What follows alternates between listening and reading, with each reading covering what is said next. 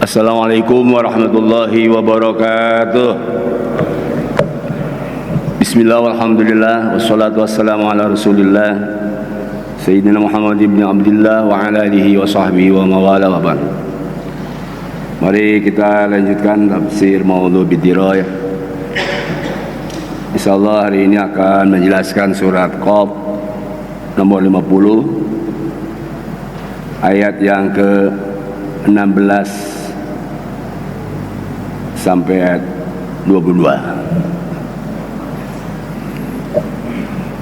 Karena tafsir Maudhu' Bidirayah tidak bisa satu ayat, harus 2 atau minimal 3 ayat.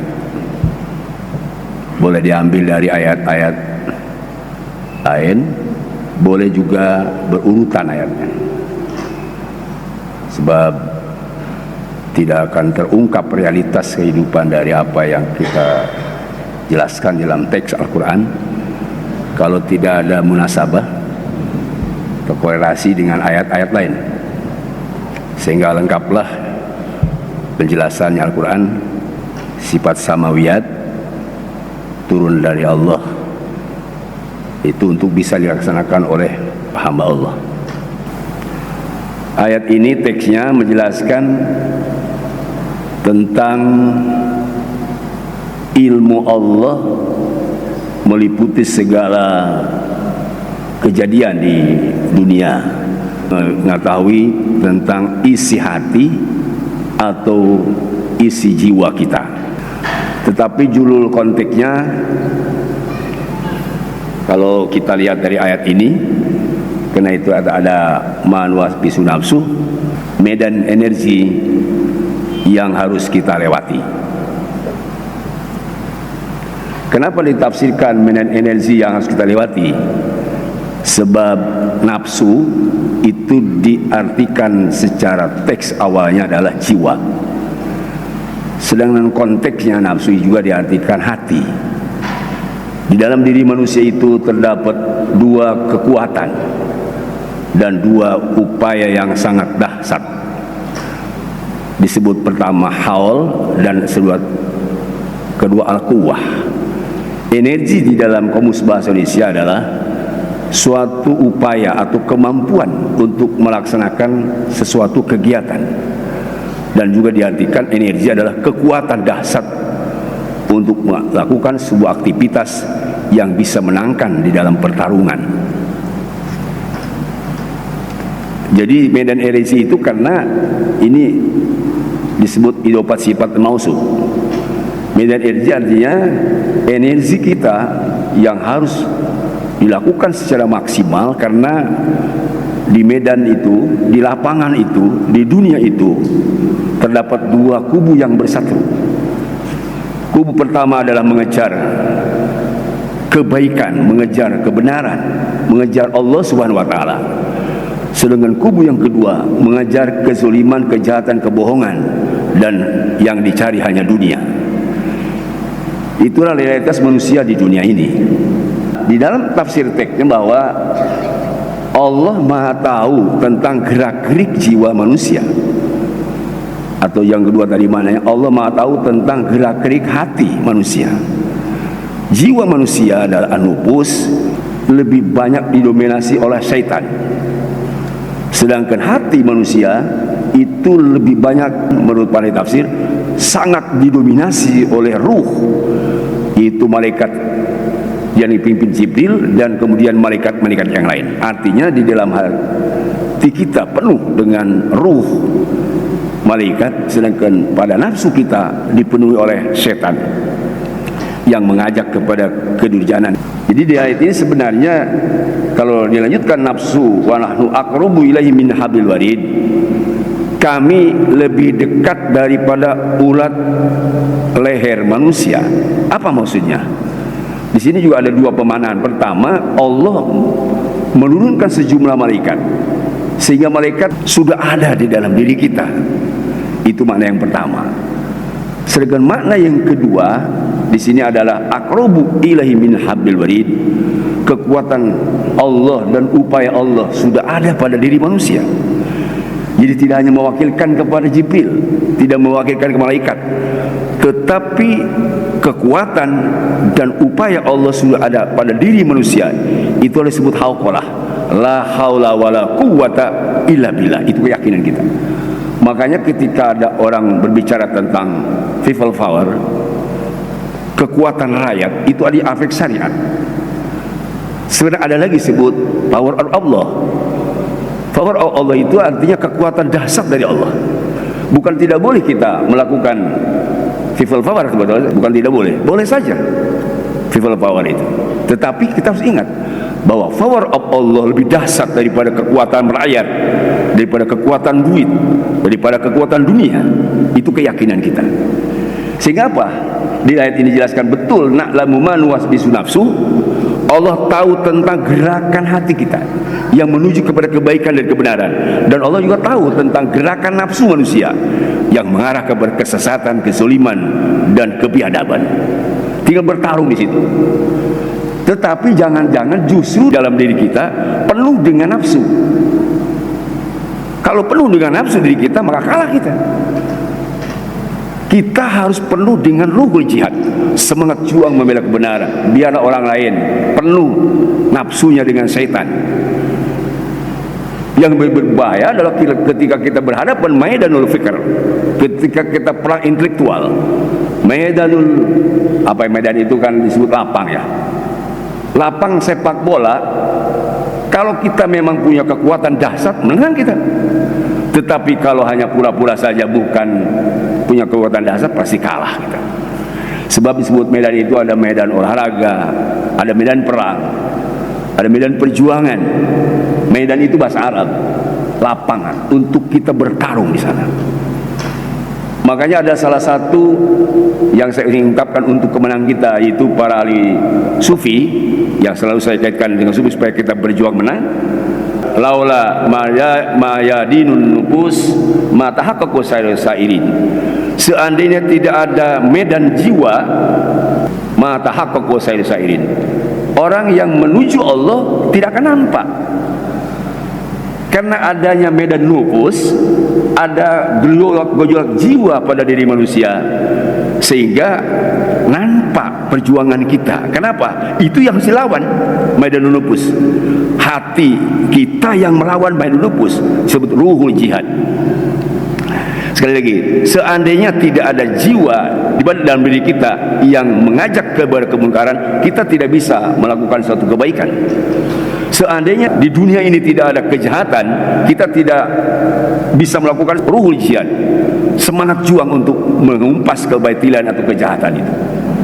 Ini tafsir daripada ma nuwasbisu bihi nafsuh wa nahnu aqrabu ilaihi min hablil warid. Itu harus yakin bahwa kita menang, bakal menang, pasti menang, karena Allah nahnu aqrab itu lebih dekat. Itu artinya kekuasaannya. Al-quwwah wal haul minallah. Idlama sata bainaka wa bainahu hatta tatwiya rihlatuk. Karena tidak ada jarak antara kita dengan Allah yang bisa membatasi.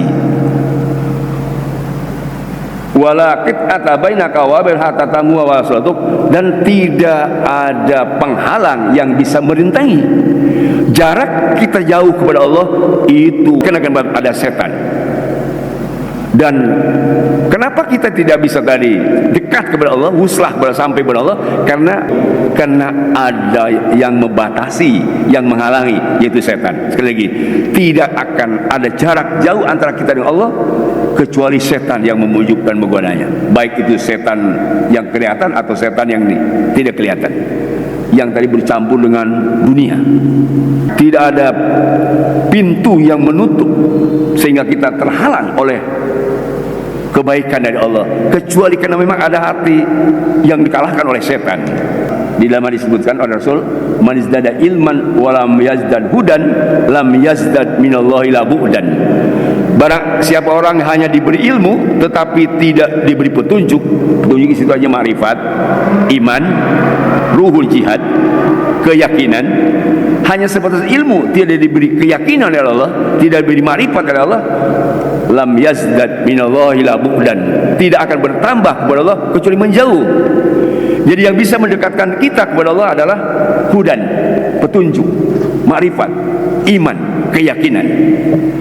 Di dalam perjuangan kadang-kadang manusia pesimis. Kenapa? Imannya yang lemah, penuh dengan nafsu. Kalau tidak dia punya nafsu, mungkin dibujuk orang lain sehingga kena atau orang itu kena dampak dari sebab faktor sosial, faktor lingkungan, baik lingkungan sosial, ekonomi, sosial, politik. Itulah yang memporak-porandakan hati nurani kita untuk dekat kepada Allah. Sekali lagi, yang bisa menjauhkan diri kita dengan Allah adalah sebab tidak adanya petunjuk, tidak sebab hanya mursyid yang memberitahu, tidak sebab adanya ma'rifat, dan tidak sebab adanya keyakinan. Maka kita yakinkan illa billah, semuanya itu adalah Allah yang punya kekuatan, yaitu tenaga, yaitu sebutan energi yang harus dibina oleh kita. Sebab di dalam definisi energi itu kan ada ya energi jasadian atau energi dohiron, makan, minum, olahraga, ngatur istirahat, itu adalah kekuatan atau energi fisik. Dan ada tadi energi ruhian. Energi ruhian adalah pengajian, berzikir, sholat yang khusyuk, ibadah yang tenang. Itulah kekuatan yang dahsyat. Sehingga kalau kita lihat ayat Al-Quran, inna sholata tanha anil fahsya wal munkar, sesungguhnya sholat itu bisa mencegah kekejian dan kemunkaran. Sholatnya yang mana? Kalau hanya sholat saja tidak sesuai dengan syariat, ketulusan yang sangat kuat, itu tidak bisa mencegah kemunkaran dan tidak bisa mencegah kekejian. Kalau kita lihat kontekstualnya, banyak orang yang mencuri.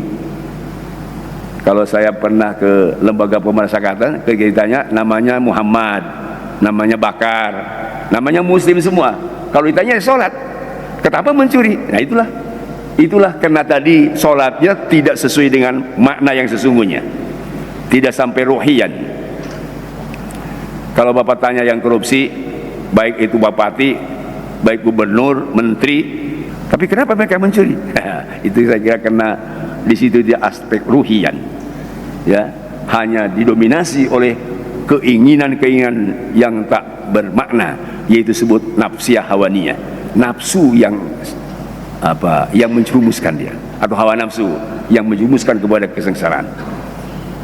Ya, sekali lagi, sebab ayat ini sebenarnya mengindikasikan bahwa nahnu aqrabu ilai min hablil warid. Allah lebih dekat kepada diri kita.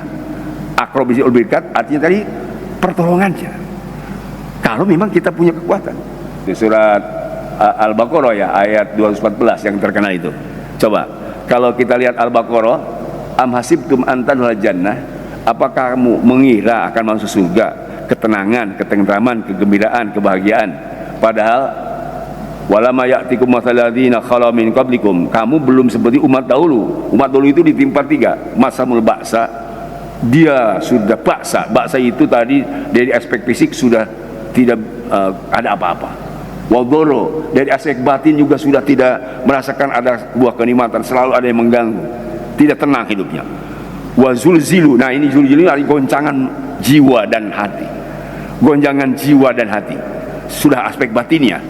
Jadi orang-orang umat dahulu itu sudah al-ba'sa al-dhuru wa zulzilu hatta yakuna rasul, sehingga Rasul juga menyampaikan kepada para sahabat, mata nasrullah, kapan ini datang pertolongan Allah? Maka jawabnya, ala inna nasrullahi qarib, sesungguhnya pertolongan Allah itu dekat. Jadi dekatnya itu karena memang tadi sudah ada tiga komponen, ad-dhuru, al-ba'sa wa zulzilu. Saya kira kontekstualnya di ayat ini, manusia ini sekarang Pak sudah berat dari aspek ekonomi, sudah berat dari aspek batin, dan digoncang oleh berbagai benturan-benturan eksternal. Kalau yang punya kekuatan iman, benturan apapun yang dari eksternal tidak mungkin bisa mengalahkan. Dia tetap akan menang. Tetapi sebaliknya, sekecil apapun yang menempa dia, karena tidak ada kekuatan iman, dia akan kalah. Jadi tinggal tadi kekuatan iman. Ya, satu. Kemudian ayat lain juga sama. Perjuangan kita sudah sejauh apa? Nanti di dalam Al-Imran ayat 242 hampir sama redaksinya. Am hasibtum an tadkhulul jannah, apakah kamu mengira akan masuk surga? Walamma ya'lamillahu alladziina minkum, Allah sesungguhnya belum melihat dari jihad di antara kamu. Perjuangannya kamu itu seperti apa? Orang-orang dulu berjihad dengan harta raga jiwa, kamu belum. Makanya kamu apa mengira bakal masuk surga? Seolah-olah Tak mungkin kamu masuk surga, sebab kamu belum jihad yang sebenarnya. Itulah disebut dari ruhul jihad, semangat juang kita. Baik, ayat berikutnya, lihat ayatnya. Id yatalaqal mutalaqiyan al-yamin wal shimal qa'id. Ingat, ketika ada dua malaikat kanan kiri duduk mencatat amal kita, tidak akan terlewatkan satu perbuatan pun. Tadi kan ini perwakilan dari Allah, jundullah, akan diketahui oleh Allah Subhanahu wa taala. Kenapa? Karena dilaporkan oleh malaikat. Sunnahnya begitu. Saya sering sampaikan, malaikat laporan kepada Allah dan Allah menerima laporannya, termasuk juga catatan buku. Bukan orang tidak mampu, tapi melalui malaikat. Ada dua malaikat kanan kiri yang mencatat amal kita. Makanya dilanjutkan ayat berikutnya, ma yalfidu min qaulin illa ladaihi raqibun atid. Tidak ada ucapan yang keluar kecuali ada malaikat raqib, yaitu yang mengawasi kita, sangat awas dan sangat teliti, tidak akan terlewatkan oleh malaikat, sehingga diinformasikan kepada satu lagi malaikat, yaitu atid. Jadi atid yang mencatat. Ya, boleh juga ada yang mengartikan bahwa raqib yaitu malaikat di sebelah kanan mencatat amal baik, dan malaikat atid di sebelah kiri mencatat amal buruk. Itu salah satu tafsir, Pak. Tetapi di dalam tafsir lain, bahwa malaikat raqib itu yang mengawasi amal perbuatan manusia lahir dan batin. Kemudian nanti disampaikan oleh malaikat raqib kepada atid supaya dicatat. Kenapa? Ada berdasarkan hadis Nabi Muhammad SAW. Inna Allah ta'ala tazawaja li ummati ma hadatsat bihi anfusuha. Allah akan melewatkan, artinya memaafkan dosa umatku, sabda Nabi. Allah akan memaafkan dosa umatku yang baru muncul dari jiwa.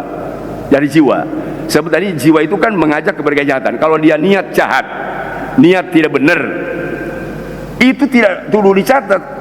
Malaikat raqib jangan dulu dicatat. Malam takul au ta'ma, selama belum dia ngomong atau belum dia berbuat. Kalau ada orang mau ngomong jelek, mau ngunjing orang, mau mencerca orang, baru niat, itu belum dicatat. Selama dia belum ngomong, itu belum dicatat. Itu juga kalau belum dikerjakan tidak akan dicatat. Ada 3 pasangan calon A, B, C. Dia sesungguhnya hatinya tahu bahwa yang benar itu A, karena temannya ngajak, ada uang 4 triliun sehingga dia milih B atau C. Selama dia belum masuk ke TPS, enggak dicatat oleh malaikat. Tetapi begitu dia masuk ke TPS, terbujuk oleh temannya 4 miliar sehingga dia milih si B atau si C, padahal keyakinan si A, baru dicatat dia ada melakukan amal salah. Itu luar biasa, maha adil dan maha benarnya Allah. Belum dicatat. Nah, sehingga kita sekarang di tafsir kontemporer semua sudah punya nurani lah. Kalau orang akalnya sehat, pikiran sehat, hatinya sehat, hatinya bersih, saya yakin pilihannya juga yang sama. Tapi jangan sampai kita terganggu oleh teman kita atau nafsu kita. Yang tadinya kita mau milih A, tiba-tiba ada teman mau membujuk kita, kalau kamu pilih B atau C akan saya kasih mobil, lalu berubah. Bisa saja. Kalau imannya lemah, bisa saja. Tetapi sebelum dia memilih masuk ke TPS, maka tidak akan dicatat itu niat buruknya untuk memilih si B dan si C misalnya. Intinya kalau kita niat ada hati yang terkalahkan oleh nafsu sehingga kita memilih kejahatan atau meniatkan kejahatan, maka tidak dicatat sebelum kita mengerjakan. Atau kita mau ngomong jelek, sebelum kita ngomong belum dicatat. Sebaliknya, Pak, kalau ada orang kuat imannya, kuat keyakinannya, semangat juangnya tinggi, dia mau memilih yang benar. Sebelum dia masuk ke TPS, itu sudah dicatat sama Allah. Jadi kalau dia niat hatinya baik, kemudian niat yang baik, sebelum bulan Februari tanggal berapa kita pemilu, dia meninggal dunia, insya Allah dijamin masuk surga. Begitu adilnya Allah, Pak. Nah, ini persoalannya kan hadis tadi tuh. Itu hati kita tuh kemana? Itulah Allah Subhanahu wa taala berfirman di Al-Quran, wa na'lamu ma nuwaswisu bi nafsu. Dan salah satu hikmah daripada percaya kepada malaikat, salah satu hikmat kita ada percaya iman kepada malaikat karena kita tidak bisa berkutik, Pak. Ada, saya harus sampaikan sebuah hadis Nabi. Innar rajul yatakallamu bil kalimin idwadillah ta'ala ma yadhunnu ayan tablugha ma balagot yaktubullahu biha ridwanallah ila yaumil yalqah. Ada seseorang yang mengatakan kalimat yang diridhoi Allah, misalnya baca Quran atau dakwah atau ngajar atau apa, nyuruh infak misalnya. Omongannya itu mendapat keridhaan Allah, dan ma yadhunnu antul ma balagot, dia tidak tahu Allah mencatatnya. Sesungguhnya Allah mencatat dan akan diberikan ketika dia nanti wafat atau dia sebelum wafat waktu sakaratul maut diberikan itu. Sebaliknya, wa inna rajula yaqul bil kalimin satillah, ada orang yang ngomong kalimat yang salah, dia tidak tahu bahwa itu dicatat oleh Allah Subhanahu wa taala, maka yaktubullahu biha ila yaumil qiyamah. Itu tadi kalau dia ngomong yang salah, maka akan ditemukan nanti ketika waktu dia berhadapan dengan Allah Subhanahu wa taala. Ada sebuah kisah namanya Al-Arqam. Ketika Rasul menyampaikan ini, banyak diam dia. Kenapa diam? Karena takut salah ngomongnya. Dan ada orang yang tidak banyak bekerja, aktivitas kerjanya sedikit. Ditanya kenapa? Sebab takut aktivitas saya salah. Makanya ada sebuah hukama mengatakan, kalau kamu ngomong jadi perak, wasukutu fiddah waktu dahaban, itu diam lebih baik daripada ngomong tadi. Sebab apa? Ngomong itu baru seperti perak, tapi kalau diam itu seperti emas. Itu apa maksudnya? Menjaga salah. Jadi sekarang ini kaitan dengan tadi kehati-hatian maksudnya, Pak. Bukan berarti dijadikan kita pasif, bukan. Kehati-hatian untuk kita berbuat dan kehati-hatian untuk ngomong. Makanya dalam sebuah hadis Nabi kemudian disitir oleh Imam Syafi'i yang lahir di Gaza, tafakkaru qabla an taf'alu, berpikir dulu kamu sebelum berbuat. Tafakkaru qabla an taf'alu, berpikir dulu sebelum berbuat. Kan kita kadang-kadang tidak berpikir dulu, kumangke aja, bagaimana nanti. Jangan, bukan bagaimana nanti bagaimana. Kumangke dah, bukan kumangke, engke kumangke itu berbahasa Sunda. Leksano dipilih, kumangke. Tidak boleh pikir di sekarang. Siapa kamu pilih? Jadi pikir di sekarang. Berpikir atau melihat orang, di mana orang sudah seperti apa untuk memperjuangkan kebenaran dan kebaikan. Itu tadi kontemporernya atau tafsir maudhu'inya. Wajah sakaratul maut. Apa itu wajah sakaratul maut? Ketika datang sakaratul maut. Dzalika ma kunta minhu tahid. Ketika sakaratul maut datang kepada kita, nanti akan ada informasi. Dzalika, inilah ma kunta tahidu minhu, kamu selalu menentang kepada kebaikan. Saya rasakan sekarang. Sakarat itu, Pak, di dalam bahasa Arab itu dua makna. Itu namanya malabat mustarab. Ada sakarat itu maknanya mabok, ada sukar itu maknanya manis. Kalau disebutkan oleh Nabi Muhammad SAW bahwa subhanallah, innalil mauti la sakarat, sesungguhnya di dalam kematian itu ada sakarat. Disebut sakaratul maut.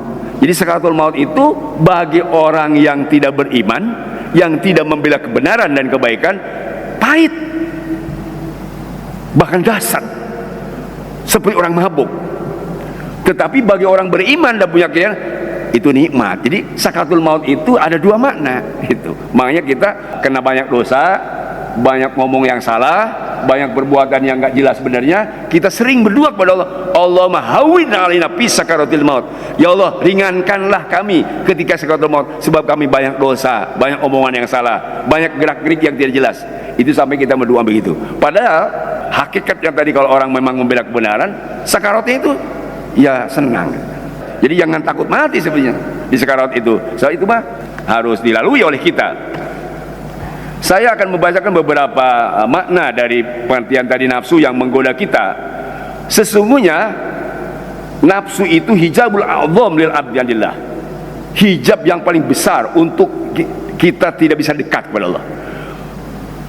Sesungguhnya nafsu penghalang yang cukup besar untuk kita bisa dekat kepada Allah. Karena itu harus ada mujahadah, ada kesungguhan, ya, ada usaha mengalahkan nafsu itu. Mautun nufus, ya, mautun nafsu. Makna mautun nufus bukan membunuh nafsu, tetapi menaklukkan nafsu. Ada juga mengendalikan nafsu. Kenapa menaklukkan? Kalau menaklukkan itu kan seperti dalam peperangan, ditaklukkan, ya. Kalau dikendalikan itu artinya upaya untuk tadi bisa mengendalikan hawa nafsu. Kalau membunuh nafsu memang itu ada makna lain nanti. Tetapi teksnya di dalam berbagai hadis dan di dalam berbagai pendapat ulama mautun nufus. Sehingga ada sebagai ulama mengatakan mal hayatu illa fil maut. Maksudnya mal hayatul qalbi illa fi amatatin nafsi. Tidak akan hidup hati manusia kecuali dibunuhnya itu nafsu. Artinya dibunuh tadi ditaklukkan, dikendalikan sebagai takluk nafsu itu. Sebab ada pengertian kalau dibunuh itu berbahaya kalau tadi sudah tidak punya keinginan, ya sangat bahaya katanya gitu. Saya lihat di dalam Ihya Ulumuddin juga begitu. Jadi maknanya maut itu adalah mengendalikan, seperti mengendalikan kuda. Tetapi bahasanya memang maut. Sekali lagi, mal hayatu ila fil maut maksudnya ma hayatul qalbi ila fi imatatin nafsi. Tidak akan hidup hati kita kecuali ditaklukkan itu nafsu kita. Saya Abu Madian menjelaskan bahwa malam yamut lam yarul haqqa. Barang siapa orang yang tidak mengendalikan nafsu, dia tidak akan melihat kebenaran. Selalu berada di pihak yang salah. Tidak pernah tahu yang benar sehingga selalu di pihak yang salah. Sehingga muncul mencari uang itu jangan pun yang halal, yang haram saja susah. Itu karena tadi tidak bisa melihat yang halal sehingga berkelimu dalam yang haram. Bahasanya ya sudah salah. Kalimat tadi malam yamut lam yarul haqqa, barang siapa orang yang tidak menaklukkan nafsu maka tidak akan bisa melihat kebenaran. Bahkan saya lihat juga di dalam Abu Bas al-Misri dia berkata bahwa la ilaha illallah illa min babin. Tidak bisa masuk ke hadratul qudsiyah, tidak bisa sampai kepada Allah kecuali dia melewati dua pintu. Ya, satu babul pana al-akbar.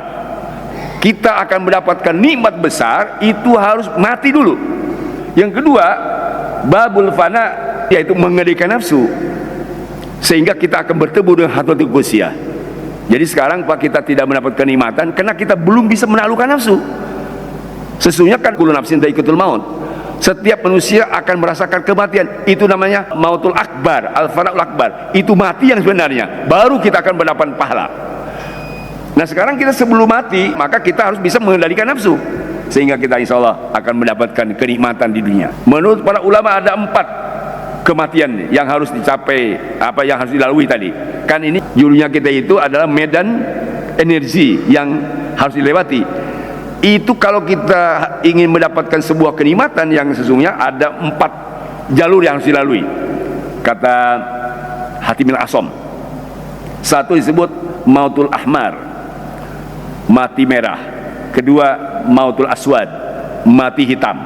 Ketiga mautul abyad, mati putih. Dan yang keempat mautul akhdar, mati hijau. Mautul abyad, kalau kita ingin mendapat ketenangan, kesenangan, kegembiraan, atau mautul abyad alju, kita sering lapar, puasa Senin Kemis, puasa Ayyamil Bid. Tapi ada pemahaman untuk mendapatkan kesenangan batin harus makan yang halal. Yang kedua, mautul aswad. Apa itu mautul aswad? Ihtimal adza aninas, memikul derita dari orang ketika berdakwah diejek. Itu namanya mautul aswad, mati hitam. Apalagi sekarang konteksnya ketika ada konteks pemilu kita selalu disalahkan itu, padahal belum tentu salah. Ini saya kira kalau kita ingin mendapatkan kesenangan dunia ya, tidak boleh kita menjadi orang. Makanya kontekstualnya di dalam mautul aswad kita tidak boleh kampanye itu menjelekan orang. Kenapa? Karena tidak berhak dijelekin kok. Mereka juga punya cita-cita, biar aja urusan mereka. Yang penting kita menjelaskan punya kita, program kita, rencana kita, kegiatan kita. Itu kita sebut mautul aswad, ya. Ya, konteksnya. Yang ketiga, mautul ahmar. Apa itu mautul ahmar? Mati merah. Mukhalafatun nafsi. Harus banyak mengendalikan nafsu, dari keinginan ke nafsu, dari dunia yang tidak jelas halal haramnya, dari jabatan yang menyakitkan orang. Ingin jadi DPR atau ingin jadi wali kota atau gubernur, menyingkirkan hak orang lain yang berkemampuan sementara kita tidak punya kemampuan, satu yang berbuat yang salah. Atau memaksakan kehendak dalam sebuah realitas politik padahal dia belum ada kemampuan, itu tidak boleh. Sebab ada hadis Rasul, idza usil amru ila ghairi ahli pantadisa, apabila suatu urusan diserahkan kepada bukan ahlinya, tunggu kehancurannya. Jadi harus ada rekam jejak yang jelas, harus ada pengalaman dulu. Tidak boleh orang ujug-ujug, tidak boleh, harus ada dites dulu kemampuannya.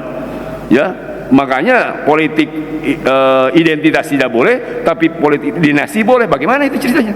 Identitas jelas identitasnya, ini ijazahnya, ini lulusannya, ini bapaknya, ini daerahnya, jelas identitas, ini muslim. Politik identitas tidak boleh, tapi politik dinasti boleh. Ini gimana? Kan pertanyaan kita. Itu tadi harus dikondisikan mautul ahmar. Tidak boleh kita menculik orang lain dan beri kesempatan orang lain untuk berbuat yang lebih baik. Itu kontekstualnya. Yang keempat, mautul ahmar tarhul qira ba'du ala ba'din. Kita harus waspada tentang kehidupan dunia. Dunia ini sangat mempersonakan. Ya, bisa kalah kita dengan dunia. Wa nufiha fis-sur. Dan ketika sengsakala ditiup, dzalika yaumul wa'id, itulah hari ancaman. Wa'id itu mana dua? Ada mana ancaman, ada janji. Bagi orang yang mukmin ketika ditiup sengsakala itu janji. Kita dapat kebahagiaan di situ. Insyaallah. Tetapi bagi orang yang kafir, yang musyrik, yang munafik, dzalika yaumul wa'id, ada hari ancaman. Ini harus waspada juga. Ditiup sengsakala. Kita kan belajar sejak kecil. Jibril membawa wahyu, Mikail membawa hujan, Israfil niup sengsakala, Ajrail nyambut nyawa, Munkar Nakir yang menanyakan kita amal kita di dalam kubur, Raqib Atid yang mencatat dan mengawasi perbuatan kita, Malik itu yang malaikat di neraka, Ridwan malaikat di surga. Sekiranya sebelum malaikat itu sudah hafal, tapi ketika berbicara malaikat Israfil, kadang-kadang kita lupa. Banyak kenikmatan kesenangan dikejar. Padahal kalau wa nufiha bis-sur itu tagnya nufiha itu saking bakal ditiupnya sehingga pakai kalimat fil madhi. Tahqiq namanya. Nufiha bis-sur itu fil madhi mana tahqiq. Sampai radhiyallahu an. Semoga Allah ridho, artinya yakin Allah bakal ridho. Wa nufiha bis-sur, yakin itu sengsakala bakal ditiup. Nufiha di sini Allah, tapi melalui malaikat Israfil. Sehingga ketika ayat ini dibaca oleh Rasulullah, dan Rasulullah saat ditanya oleh para sahabat, sabda Nabi, kaifa an'am, bagaimana aku mendapatkan kenikmatan hari ini, bagaimana aku bisa nikmat makan, nikmat minum, bagaimana bisa aku menyia-nyiakan dan bisa menyia-nyiakan waktu. Wa sahibul qardi qad iltaqal qarna, itu namanya Asrafil sudah memegang trompetnya, wahana jabatahu, dan sudah didekatkan mulutnya. Dipegang itu sengsakala dan sudah didekatkan ke mulutnya. Wan tador ayyudana lahu, tinggal menunggu perintah dari Allah. Begitu sudah Allah perintahkan, ditiup itu sengsakala. Wanufiha bis-sur fasaiqa man fis samawati wal ardh. Ketika ditiup sengsakala pertama, hancur lebur semua dunia dan manusia mati semua, tidak ada yang hidup. Habis semua. Coba Rasul sampai kaifan, bagaimana aku bisa nikmat makan, nikmat minum, senang-senang. Itu sengsakala sudah dipegang dan didekatkan ke mulutnya, tinggal menunggu perintah dari Allah. Bapak-bapak kira-kira bagaimana? Suka ingat para malaikat sudah siap-siap memenuhi sengsakala. Hadirin Allah, ini semua yang berkaitan dengan judul tadi bahwa kita dihadapkan dengan sebuah realitas bahwa ditunggu kekuatan iman kita dan ditunggu upaya-upaya kita maksimal di dalam perintah Allah. Jadi la haula, kita harus penuh dengan hal, itu artinya upaya-upaya, usaha-usaha beribadah kepada Allah. Sedangkan wala quwwata, keyakinan kita hanya dari Allah Subhanahu wa taala. Mudah-mudahan medan energi yang harus kita lewati, yaitu tadi ada 4. Satu, kita harus matul abyad, mati putih, kemudian mautul ahmar, mati merah, mautul aswad, mati hitam, dan mautul akhdar, mati hijau. Ini saya sudah jelaskan tadi, harus dilalui oleh kita. Yang terpenting adalah bisa mengendalikan nafsu, bisa menaklukkan nafsu. Seperti peperangan sekarang, ketika Amerika bersekutu dengan Zionis Israel, harus bisa ditaklukkan oleh umat Islam. Kekuatan rakyat dan kekuatan pasukan itu adalah sebagai syariat, tetapi ada kekuatan dari Allah Subhanahu wa taala yang harus dilalui oleh kita. Itu melalui keyakinan kita. Insyaallah Allah akan memberikan kemenangan kepada kita kalau keyakinan kita bakal menang. Allah akan memberikan pemimpin yang adil dan baik di dunia ya di dunia, termasuk khususnya di Indonesia, kalau kita punya keinginan yang baik. Tapi kalau bapak-bapak yang ada hanya sekadar untuk bisa dibeli dengan uang 100.000 atau 10.000, maka berarti tidak akan mendapatkan pemimpin yang benar. Harus dengan keyakinan yang benar. Insya Allah ketika keyakinan kita benar dan itu dipilih yang benar, Allah akan memberikan pertolongannya, insya Allah. Mudah-mudahan, amin ya rabbal alamin. Subhanakallahumma wa bihamdik, asyhadu an la ilaha illa anta, astaghfiruka wa atubu ilaik. Sallallahu alaihi wa sallam Muhammadin walhamdulillahirabbil alamin. Assalamualaikum warahmatullahi wabarakatuh.